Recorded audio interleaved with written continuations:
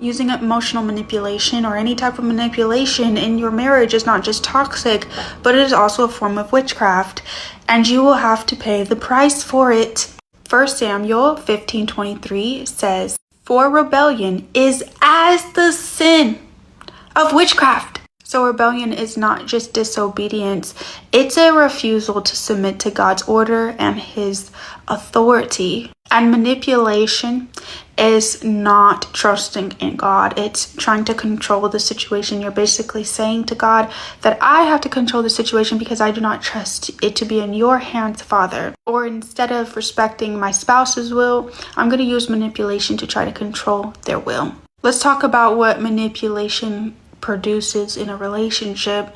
It produces confusion because you're operating out of the spirit of confusion, which doesn't provide clarity for the relationship. So it causes and produces mental instability. You're literally causing your spouse to have mental health issues. And this is all because the person is trying to control their spouse instead of just choosing to love their spouse. James 3:16 says, "Where self-seeking and envy exist, every confusing and evil thing lives there." And mind you, what modern culture teaches women today, and teaches men, but primarily women, is to have a self-seeking spirit, to choose yourself.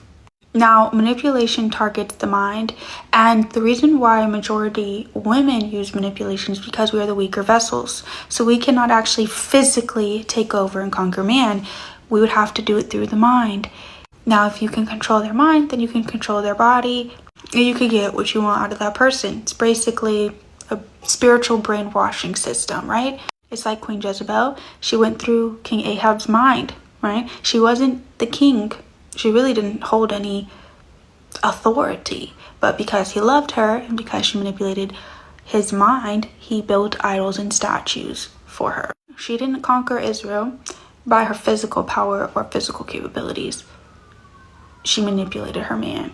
Now, what manipulation does is it reshapes the way someone thinks, feels, or reacts due to pressure or instilling fear in them. Manipulation also looks like using guilt to force people to make certain decisions, crying to control certain outcomes, threatening to leave to gain power, withholding affection to punish the person, or creating so much emotional chaos that the person eventually just gives in so that they can have a little bit of peace. And these aren't just unhealthy behaviors, these are power tactics. And what the person doesn't understand that's using this form of witchcraft